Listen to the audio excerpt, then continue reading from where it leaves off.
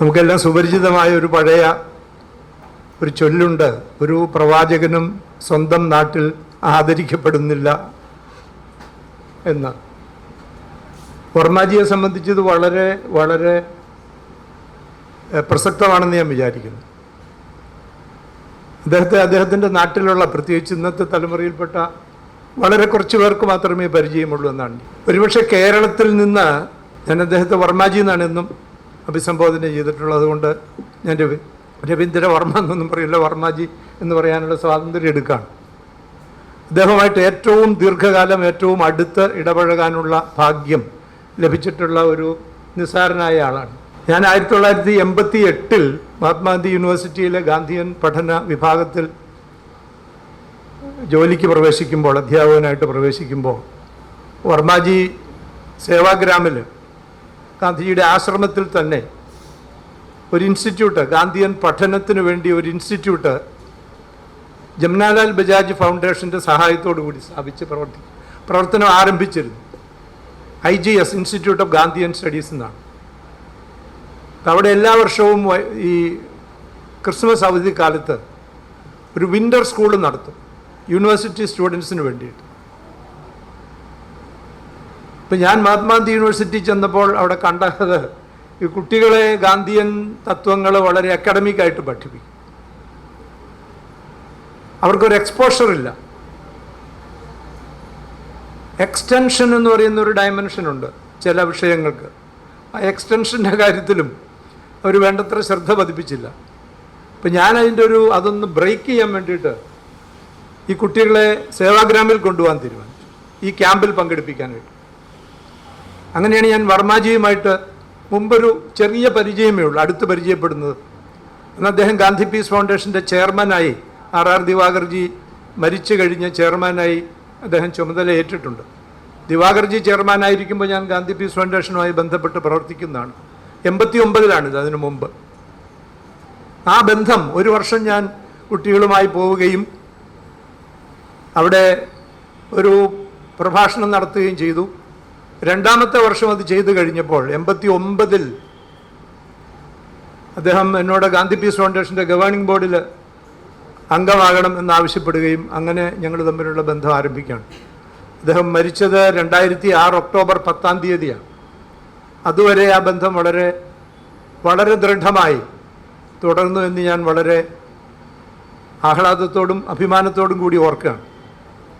അദ്ദേഹം ജനിച്ചത് ഇവിടെ സൂചിപ്പിക്കപ്പെട്ടതുപോലെ 1925-ലാണ്. ഏപ്രിൽ 9 നമ്മളിന്നിപ്പോൾ ഈ സമ്മേളനം കൂടുന്നത് ഏപ്രിൽ 9-നല്ല. അതിൻ്റെ കാരണം, നമുക്ക് ഈ പരിപാടിയിൽ പങ്കെടുക്കാൻ ഒരു യോഗ്യനായ ഒരാളെ ലഭിക്കണം എന്നുള്ള നമ്മളുടെ അന്വേഷണത്തിൽ പ്രശാന്ത് ഭായിക്ക് പങ്കെടുക്കാൻ സാധിച്ചത് ഈ ദിവസമാണ് എന്നുള്ളത് കൊണ്ടാണ് നമ്മൾ ഈ പരിപാടി ദിവസത്തേക്ക് മാറ്റിവെച്ചത് എന്ന് ഞാൻ ഈ സന്ദർഭത്തിൽ ഓർക്കാം. ഞാൻ ഇദ്ദേഹത്തിൻ്റെ ലീനിയേജിനെ പറ്റി ഇവിടെ സൂചിപ്പിച്ചെങ്കിൽ 1-2 കാര്യങ്ങൾ കൂടി പറഞ്ഞെങ്കിൽ മാത്രമേ അദ്ദേഹത്തിൻ്റെ ഒരു മഹത്വം നമുക്ക് ബോധ്യപ്പെടുകയുള്ളൂ എന്നുള്ളതുകൊണ്ട് പറയുകയാണ്. അദ്ദേഹത്തിൻ്റെ പിതാവ് ഡോക്ടർ ഗോദവർമ്മ. അദ്ദേഹം യൂണിവേഴ്സിറ്റി കോളേജിലെ ഓറിയൻ്റൽ ലാംഗ്വേജസിൻ്റെ പ്രൊഫസറായിരുന്നു. ലണ്ടൻ യൂണിവേഴ്സിറ്റിയിൽ നിന്ന് ലിംഗ്വിസ്റ്റിക്സിന് ആദ്യമായി PhD നേടിയ ആളാണിത്. കേണൽ ഗോദവർമ്മയല്ല, ഡോക്ടർ ഗോദവർമ്മ. അദ്ദേഹം മലയാളം ലിംഗ്വിസ്റ്റിക്സിൻ്റെ പിതാവ് എന്നാണ് അറിയപ്പെടുന്നത്. അദ്ദേഹത്തിൻ്റെ ചില പ്രബന്ധങ്ങളെ അടിസ്ഥാനപ്പെടുത്തിയാണ്. അദ്ദേഹത്തിൻ്റെ മാതാവ് എനിക്ക് വളരെ വളരെ അടുത്ത് പരിചയമുള്ള ഒരു സേവാഗ്രാമിലെ ഇൻസ്റ്റിറ്റ്യൂട്ടിൻ്റെ ക്വാർട്ടേഴ്സിലാണ് താമസിച്ചിരുന്നത്. അവർക്ക് എൻ്റെ വീട്ടിൽ വന്നൊരു ദിവസം താമസിക്കണമെന്ന് ആഗ്രഹമുണ്ടായിരുന്നു. ഒരു ദിവസം ഞാൻ കൂട്ടി വന്ന് എൻ്റെ വീട്ടിൽ താമസിച്ചിട്ടുണ്ടെന്ന് ഞാൻ ഓർക്കുകയാണ്. അവരെ ഇവിടെ സൂചിപ്പിക്കപ്പെട്ടതുപോലെ ശ്രീ ജോൺസൺ പറഞ്ഞതുപോലെ AR രാജരാജവർമ്മയുടെ, കേരള പാണിനി എന്നറിയപ്പെടുന്ന ARൻ്റെ മകളാണ്. 8 മക്കളുണ്ടായിരുന്നു, 5 പെൺമക്കളും 3 ആൺമക്കളും. അതിൽ 5 പെൺമക്കളിൽ ഒരാളാണ്. അദ്ദേഹത്തിൻ്റെ ഗ്രേറ്റ് അങ്കിളാണ് കേരള കാളിദാസൻ എന്നറിയപ്പെടുന്ന കോയിത്തമ്പുരാൻ, കേരളവർമ്മ വലിയ കോയിത്തമ്പുരാൻ. മയൂര സന്ദേശമൊക്കെ എഴുതിയ ആളാണ്. ഇങ്ങനെ ഒരു പൈതൃകം, ഒരു പാരമ്പര്യം അദ്ദേഹത്തിനുണ്ട് എന്ന് നമ്മൾ അറിയേണ്ടതാണ്.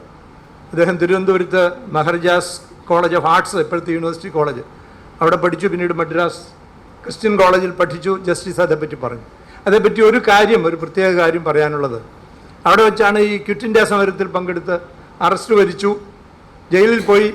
ജയിലിൽ നിന്ന് വിട്ടു കഴിഞ്ഞപ്പോൾ അന്ന് മദ്രാസ് ക്രിസ്ത്യൻ കോളേജിൽ നിന്ന് ആരും സമരത്തിൽ പോകാറില്ല. കാരണം അവർ ബ്രിട്ടീഷുകാരാണ് അത് നടത്തിക്കൊണ്ടിരുന്നത്. ഈ മിഷണറിമാരാണ്, ബ്രിട്ടീഷ് സ്കോട്ടിഷ് മിഷണറിമാരാണ്. അന്ന് റെവറൻ അലക്സാണ്ടർ ബോയ്ഡ് എന്ന് പറയുന്ന ഒരാളായിരുന്നു പ്രിൻസിപ്പൽ. അദ്ദേഹം ഈ രവീന്ദ്രവർമ്മയ്ക്ക് അവിടെ പ്രവേശനം കൊടുക്കാമെന്ന് പറഞ്ഞു. അറസ്റ്റ് ചെയ്ത് ജയിലിൽ പോകുമ്പം സ്വാഭാവികമായിട്ടും റോളിൽ നിന്ന് നീക്കിക്കഴിഞ്ഞപ്പോൾ അറിയിപ്പ് കൊടുത്തു, തനിക്കിവിടെ വന്ന് ചേർന്ന് പഠിക്കാം. ആദ്യത്തെ ഒരു എക്സംഷനാണ്. അദ്ദേഹം സമ്മതിച്ചില്ല, പഠിച്ചില്ല, തുടർന്നില്ല. അദ്ദേഹം ഗാന്ധിയൻ നിർമ്മാണ പ്രവർത്തനങ്ങളിൽ പങ്കെടുക്കാനായിട്ട് പോവുകയാണ് ചെയ്തത്. അങ്ങനെ ചേരുന്നില്ല എന്ന് റെവറൻ ബോയ്ഡിനെ അറിയിച്ചു കഴിഞ്ഞപ്പോൾ മദ്രാസ് ക്രിസ്ത്യൻ കോളേജിൻ്റെയും ഒരുപക്ഷെ ലോകത്തിലെ ഏത് കോളേജുകളുടെയും ചരിത്രത്തിൽ ആദ്യമായിട്ടായിരിക്കും അവസാനമായിട്ടുമായിരിക്കും അദ്ദേഹം ഒരു കോളേജ് അസംബ്ലി വിളിച്ചുകൂട്ടി ബോയ്ഡ്.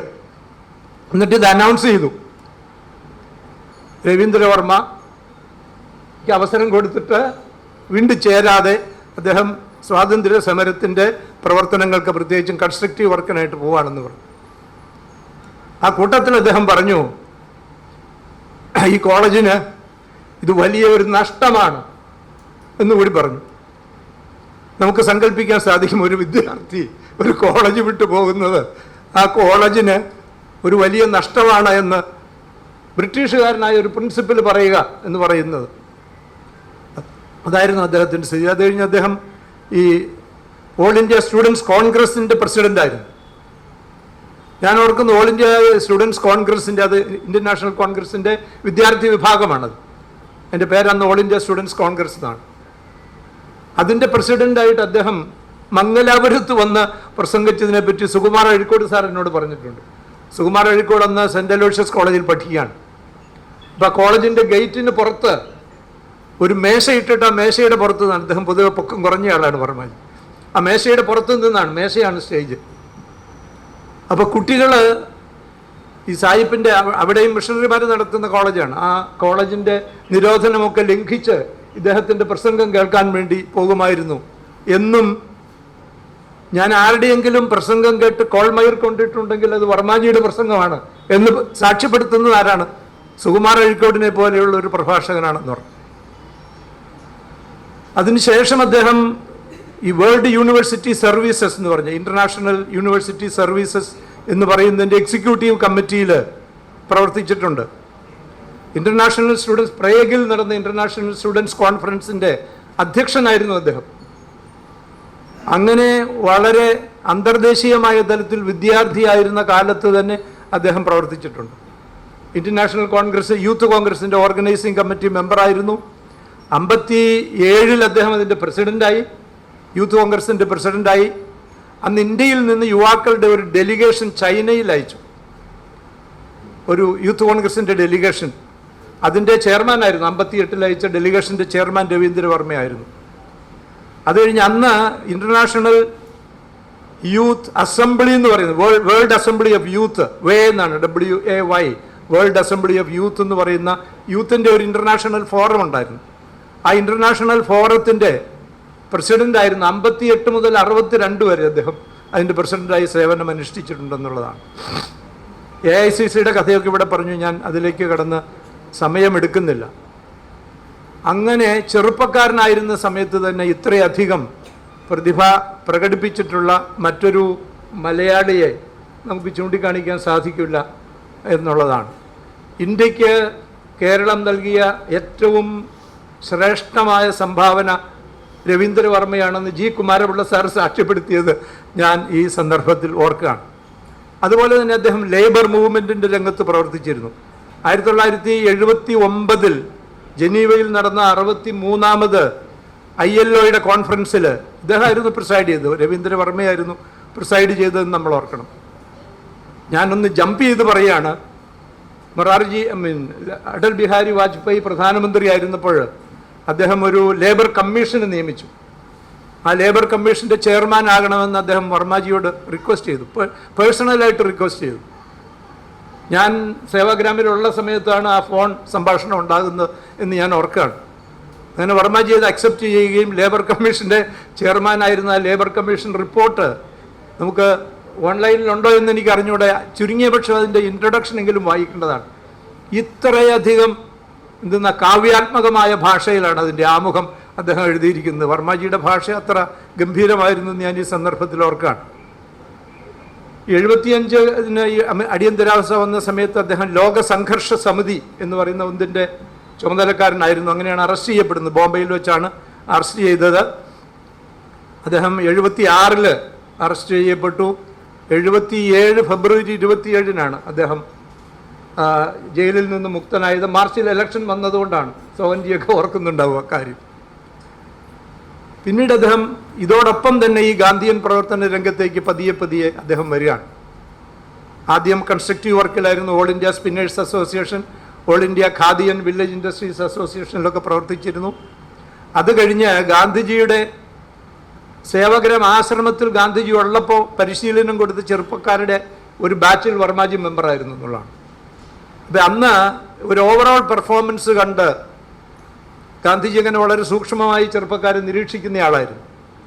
അങ്ങനെ നിരീക്ഷിച്ചിട്ട് പിരിഞ്ഞു പോകുന്ന സമയത്ത് ഇവർക്കൊരു സർട്ടിഫിക്കറ്റ് കൊടുക്കും.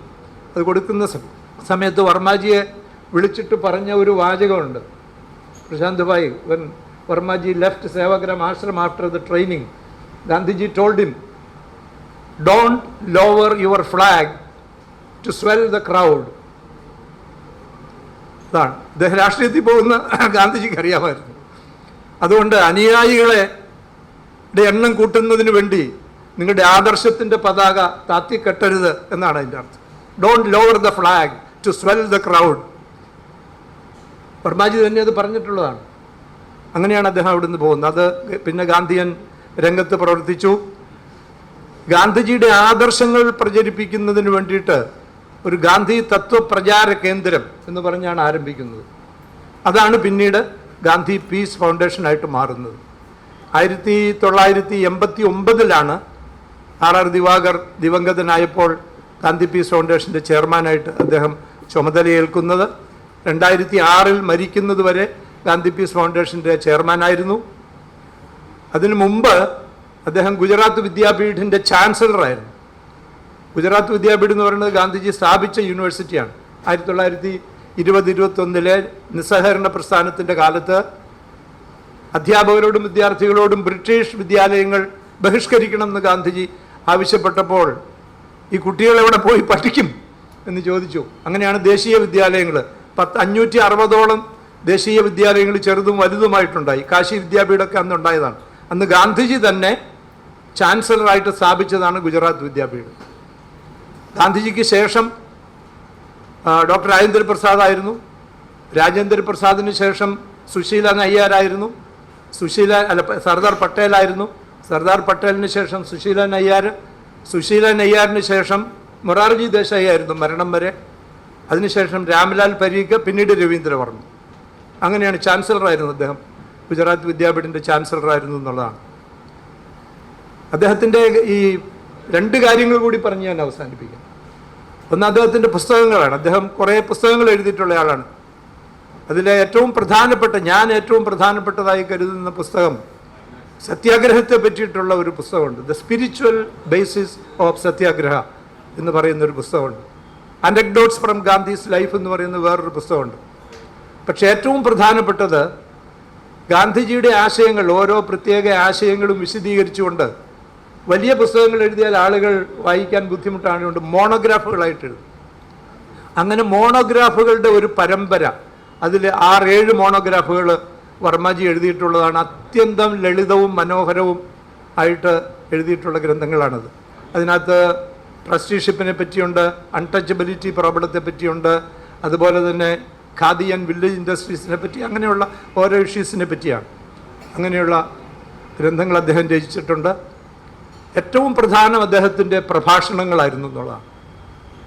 ഒരുപക്ഷെ ഇന്ത്യയിലെ ഏറ്റവും അറിയപ്പെടുന്ന ഒരു ഓറേറ്റർ, 2-3 ഓറേറ്റർമാരെ എടുത്താൽ അതിലൊരാളായിരുന്നു വർമ്മജി എന്നുള്ളത് ഞാൻ എടുത്തു പറയാനായിട്ട് ആഗ്രഹിക്കുകയാണ്. അദ്ദേഹത്തിന് 75 വയസ്സായപ്പോൾ, അദ്ദേഹം ജനിച്ചത് നമുക്കറിയാം 25-ലാണ് അദ്ദേഹം ജനിച്ചത്. 1925 ഏപ്രിൽ 9-ാം തീയതിയാണ്. 75 വയസ്സായപ്പോൾ അദ്ദേഹത്തിൻ്റെ സുഹൃത്തുക്കളും ഗാന്ധി പീസ് ഫൗണ്ടേഷനുള്ളവരും എല്ലാം കൂടിയിട്ട് അദ്ദേഹത്തിന് ഒരു ആദര ഗ്രന്ഥം, ഒരു ഫസ്റ്റ് ഷിഫ്റ്റ് വോളിയം പുറപ്പെടുവിക്കണം എന്ന് തീരുമാനിക്കുകയും അത് എഡിറ്റ് ചെയ്യുന്നതിനുള്ള ചുമതല എന്നെ ഏൽപ്പിക്കുകയും ചെയ്തു. ഞാനന്ന് ആ ബുക്ക് പ്ലാൻ ചെയ്തപ്പോൾ, അതോടെ പറഞ്ഞ് ഞാൻ അവസാനിപ്പിക്കാം, ഇത് പറയാൻ വേറൊരു അവസരം കിട്ടില്ലല്ലോ, അതുകൊണ്ട് പറയാം. ആ ബുക്ക് എഡിറ്റ് ചെയ്യാൻ തീരുമാനിച്ചപ്പോൾ അതിൻ്റെ ഒരു ഭാഗം അദ്ദേഹത്തിൻ്റെ സഹപ്രവർത്തകരായിരുന്ന രാഷ്ട്രീയത്തിൽ നേതാക്കന്മാരായിരുന്ന ആളുകളുടെ റെമിനിസൻസസ് ഉൾപ്പെടുത്തണമെന്ന് തീരുമാനിച്ച് ഞാൻ പ്രധാനപ്പെട്ട ഇന്ത്യയിലെ അന്നത്തെ പൊളിറ്റീഷ്യൻസ് അടൽ ബിഹാരി വാജ്പേയി മുതലുള്ള ആളുകൾക്ക് കത്തെഴുതി. രാമകൃഷ്ണ ഹെഗ്ഡെ, ജോർജ് ഫെർണാണ്ടസ്, ഞാൻ 2-3 പേരുടെ പേരെടുത്ത് പറയുകയാണ്. ഇവരെല്ലാം എനിക്ക് മറുപടി തന്നു, ഞങ്ങൾ നിശ്ചയമായിട്ട് എഴുതും എന്ന് ഉറപ്പ് തന്നു. കുറിപ്പിൻ്റെ ഉറപ്പ് പോലെയായിപ്പോയി പല ഉറപ്പുകളും എന്ന് പറയാതിരിക്കാൻ നിവൃത്തി. ഇതിൽ അടൽ ബിഹാരി വാജ്പേയി എനിക്ക് തന്ന മറുപടിയിലെ ഒരു ഭാഗം ഞാൻ വെളിപ്പെടുത്തും. അദ്ദേഹം പറഞ്ഞു, വർമാജി പാർലമെൻറ്റിൽ പ്രസംഗിക്കുമ്പോൾ ചെറുപ്പക്കാരായ ഞങ്ങൾ, ഇവരൊക്കെ ചെറുപ്പമാണ്, ചെറുപ്പക്കാരായ ഞങ്ങൾ അദ്ദേഹത്തിൻ്റെ പ്രസംഗത്തിൻ്റെ സമയം ഷെഡ്യൂളിലുണ്ടല്ലോ, വേറെ എന്ത് ചെയ്യുകയാണെങ്കിലും ലോബിയിൽ ഇരിക്കുകയോ അല്ലെങ്കിൽ കൻറ്റീനിലിരുന്ന് ചായ കുടിച്ച് ബിഡായി പറയുകയൊക്കെ ആണെങ്കിൽ അതെല്ലാം നിർത്തിയിട്ട് അദ്ദേഹത്തിൻ്റെ പ്രഭാഷണം കേൾക്കാൻ പോകുമായിരുന്നു. അങ്ങനെ പോകുമ്പോൾ ഒരു സ്ക്രിബിളിംഗ് പാഡ് എപ്പോഴും കയ്യിൽ സൂക്ഷിക്കാൻ ഒരിക്കലും മറക്കാറില്ല. കാരണം എല്ലാ പ്രസംഗങ്ങളിലും കുറിച്ചെടുക്കേണ്ട എന്തെങ്കിലും ആശയങ്ങളും പ്രയോഗങ്ങളും ഉണ്ടാകുമായിരുന്നു എന്ന് ഈ ലേഖനം തരും എന്ന് സമ്മതിച്ച് അടൽ ബിഹാരി വാജ്പേയി എനിക്ക് അയച്ച മറുപടി കത്തിൽ എഴുതിയിരുന്നത് ഞാൻ ഈ സന്ദർഭത്തിൽ ഓർക്കുകയാണ്. അതായിരുന്നു അദ്ദേഹത്തിൻ്റെ ഒരു പ്രാധാന്യം എന്നുള്ളത് സ്മരിക്കുകയാണ് ചെയ്യുന്നത്. അദ്ദേഹത്തിൻ്റെ ഈ ഫസ്റ്റ് ഷിഫ്റ്റ് വോളിയമായിട്ട് ഞാൻ എഡിറ്റ് ചെയ്ത്, എൻ്റെ 2 സ്റ്റുഡൻസ് കൂടി അതിനകത്ത് എഡിറ്റേഴ്സായിട്ട് ഞാൻ പിന്നീട് കോപ്റ്റ് ചെയ്ത പുസ്തകമാണ് മെഡിറ്റേഷൻസ് ഓൺ ഗാന്ധി എന്ന് പറയുന്നത്. ഇതിൻ്റെ ആദ്യ ഭാഗം അദ്ദേഹത്തെ പറ്റിയിട്ടുള്ള റെമിനിസൻസസും, 2-ാം ഭാഗത്ത് അദ്ദേഹവുമായി വ്യക്തിപരമായി അടുപ്പമുണ്ടായിരുന്ന ഇൻ്റർനാഷണൽ ആക്ടിവിസ്റ്റുകളും പീസ് ആക്ടിവിസ്റ്റുകളും സ്കോളേഴ്സും എഴുതിയിട്ടുള്ള ലേഖനങ്ങളാണ്. അതുകൊണ്ടാണ് ഇതിന് മെഡിറ്റേഷൻസ് ഓൺ ഗാന്ധി എന്നൊരു ശീർഷകം കൊടുത്തത്. അതായത് റൈറ്റ് ലൈവ്ലിഹുഡ് അവാർഡ് കിട്ടിയിട്ടുള്ള സുലക് ശിവരക്ഷ എന്ന് പറഞ്ഞ തായ്ലൻഡിൽ നിന്നുള്ള ഒരു പീസ് ആക്ടിവിസ്റ്റ് ഉണ്ട്. അദ്ദേഹത്തിന് സമാധാനത്തിനുള്ള നൊബേൽ സമ്മാനത്തിന് 2 പ്രാവശ്യം അദ്ദേഹത്തിൻ്റെ പേര് ശുപാർശ ചെയ്തു പോയതാണ്. അദ്ദേഹം വർമാജിയുടെ ഒരു പേഴ്സണൽ ഫ്രണ്ടായിരുന്നു. അദ്ദേഹം അവിടെ ഒരു 76-ലുണ്ടായ ഒരു പട്ടാള വിപ്ലവത്തിനെ തുടർന്ന് അവിടെ നിന്ന് അദ്ദേഹത്തെ എക്സൈൽ ചെയ്തു, നാടുകടത്തിയപ്പോൾ അദ്ദേഹം വർമാജിയുടെ ഗസ്റ്റായിട്ട് ഡൽഹിയിൽ വന്ന് താമസിച്ചിട്ടുണ്ട്. അങ്ങനെയുള്ള സോവിയറ്റ് യൂണിയനിൽ നിന്ന്, അസർബൈജാൻ, അങ്ങനെ പല രാജ്യങ്ങളിൽ നിന്നുള്ള ഈസ്റ്റേൺ യൂറോപ്യൻ രാജ്യങ്ങളിൽ നിന്നും ഒക്കെയുള്ള ആളുകൾ അദ്ദേഹത്തിൻ്റെ പേഴ്സണൽ ഫ്രണ്ട്സായിട്ടുണ്ടായിരുന്നു എന്നുള്ളതാണ്. അങ്ങനെ ലോകം മുഴുവൻ സൗഹൃദ വലയമുള്ള പണ്ഡിതനും വാഗ്മിയും അതേസമയം ഏറ്റവും ലളിതമായി ജീവിക്കുന്ന ഒരാളുമായിരുന്നു. ഞാൻ ഓർക്കുന്നു, ഞാൻ സേവാഗ്രാമിൽ പ്രോഗ്രാമിൽ പങ്കെടുക്കാനായിട്ട് പോകുമ്പോൾ റെയിൽവേ സ്റ്റേഷനിൽ എന്നെ സ്വീകരിക്കാനായിട്ട് വർമാജി തന്നെ കാർ ഓടിച്ചു, ഒരു അംബാസഡർ കാറുണ്ട്, ആ കാർ ഓടിച്ചു വരും. തിരിച്ച് തീവണ്ടിയിൽ കയറ്റി വിടാനായിട്ട് അദ്ദേഹം തന്നെ വന്ന് തീവണ്ടിയിൽ നമ്മൾ ബോർഡ് ചെയ്യുന്നത് വഴി നമ്മളോടൊപ്പം പ്ലാറ്റ്ഫോമിൽ നിൽക്കും. അത്രയും വിനയം കാണിച്ചിട്ടുള്ള ഒരാളായിരുന്നു അദ്ദേഹമെന്ന് ഞാൻ ഈ സന്ദർഭത്തിൽ ഓർക്കുകയാണ്. അങ്ങനെ ഒരുപാട് പ്രത്യേകതകളുള്ള മാതൃകാപരമായ ജീവിതം നയിച്ച ഒരാളായിരുന്നു അദ്ദേഹം. ജീവിതത്തിൻ്റെ ഒരു അവസാന ഘട്ടത്തിൽ അദ്ദേഹം ഒരു ബുദ്ധിസ്റ്റ് ആയി മാറി എന്ന് വേണമെങ്കിൽ പറയാം. അദ്ദേഹത്തിന് ബുദ്ധിസത്തോടായിരുന്നു ചായ്വ്. ഹിസ് ഹോളിനെസ് ദലൈലാമയുമായിട്ട് വളരെ അടുത്ത ബന്ധമാണ് ഉണ്ടായിരുന്നത്. അദ്ദേഹം വിളിച്ച ദലൈലാമ ഞങ്ങളുടെ ഈ IGS ഇൻസ്റ്റിറ്റ്യൂട്ട് ഓഫ് ഗാന്ധിയൻ സ്റ്റഡീസിലെ പരിപാടികൾക്ക് വരുമായിരുന്നു. അങ്ങനെയാണ് ഞാൻ അദ്ദേഹത്തെ ദലൈലാമയെ പരിചയപ്പെടുന്നതും അദ്ദേഹവുമായിട്ടൊരു ബന്ധം സ്ഥാപിക്കുന്നതും അങ്ങനെയാണ്. അപ്പോൾ ഒരു മീറ്റിങ്ങിൽ അദ്ദേഹം, ഞാൻ ഓർക്കുന്നു, ഡൽഹിയിലെ ഗാന്ധി പീസ് ഫൗണ്ടേഷനിലെ ഒരു മീറ്റിങ്ങിൽ ദലൈലാമ, ഞങ്ങളൊക്കെ ഹിസ് ഹോളിനെസ് എന്നാണ് അദ്ദേഹത്തെ പറ്റി പറയുന്നത്, അദ്ദേഹം പറഞ്ഞത് വർമാജി എന്ന് പറയില്ല, വമ്മാജി എന്നേ പറയുള്ളൂ. വമ്മാജി ഈസ് മൈ ഗുരു എന്ന് പറയും. അങ്ങനെ ആദരവോടുകൂടി സുഹൃത്തും ഗുരുവുമായി ദലൈലാമയെ പോലുള്ള ഒരാൾ ഒരു ഇന്ത്യക്കാരനെ കരുതിയിട്ടുണ്ടെങ്കിൽ അത് രവീന്ദ്രവർമ്മ മാത്രമാണ്. മറ്റൊരാളെ പറ്റി അദ്ദേഹം എൻ്റെ സുഹൃത്താണെന്നും എൻ്റെ ഗുരുവാണെന്നും ഹിസ് ഹോളിനെസ് പറഞ്ഞതായിട്ട് ഞാൻ കേട്ടിട്ടില്ല എന്നുള്ളതാണ്. അദ്ദേഹം മലയാളിയായിരുന്നു എന്ന് പറയുമ്പോൾ നമുക്ക് ചോര ഞരമ്പുകളിൽ തിളയ്ക്കേണ്ടതാണ്. വള്ളത്തോളിനെ ഉദ്ധരിച്ചാൽ അഭിമാനപൂരിതമാകണം, ചോര ഞരമ്പുകളിൽ തിളയ്ക്കുകയും ചെയ്യേണ്ടതാണ്. ഉണ്ടോ എന്ന് നമുക്ക് അറിഞ്ഞുകൂടാ. ഏതായാലും വൈകിയാണെങ്കിലും അദ്ദേഹത്തിൻ്റെ ഈ ജന്മശതാബ്ദി ആഘോഷം ഇങ്ങനെ ഔപചാരികമായ ഒരു ചടങ്ങിൽ കൂടി ആരംഭിക്കാൻ നമുക്ക് സാധിച്ചത് നിശ്ചയമായിട്ടും ഒരു ഭാഗ്യമാണ്. അദ്ദേഹത്തിൻ്റെ സ്മരണയ്ക്ക് മുമ്പിൽ ഞാൻ ആദരാഞ്ജലികൾ അർപ്പിക്കുന്നു. I thank you all for listening to me.